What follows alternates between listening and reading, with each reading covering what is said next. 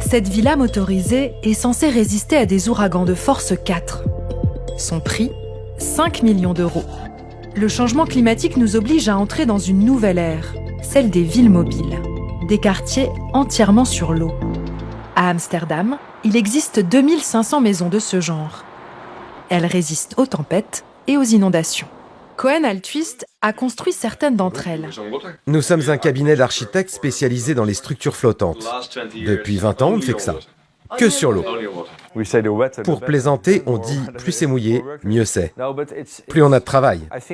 Vous savez, les villes doivent évoluer. L'eau qui monte, ce n'est pas une menace, c'est une opportunité. On doit pouvoir l'utiliser pour rendre nos villes plus performantes.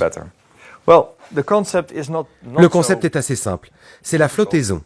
Si vous construisez sur l'eau, la base, c'est que ça flotte comme un bateau. Et là, c'est une nouvelle technologie que je trouve passionnante.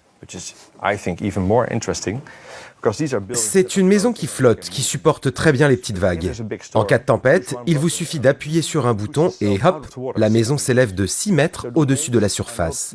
Et les vagues ne peuvent plus la toucher. Quand la tempête est terminée, elle redescend. Et vous pouvez la déplacer. On dirait de la science-fiction. Non, c'est la réalité. Elle existe à Miami. Cette villa motorisée est censée résister à des ouragans de force 4. Son prix, 5 millions d'euros.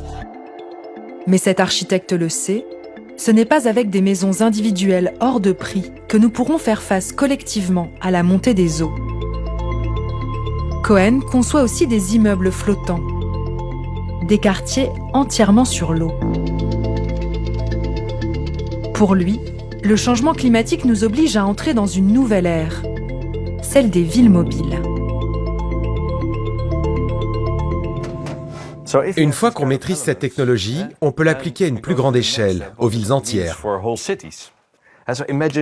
Vous voyez cette ligne, la terre ferme, est en dessous. Et là, c'est la mer. Et ça, c'est le trait de côte. Oui, c'est ça. Si je construis des bâtiments ici, c'est pour 100 ans minimum. Vous ne pouvez pas les déplacer. Mais sur l'eau, c'est différent. Je peux fabriquer une structure flottante et la placer juste en face du littoral.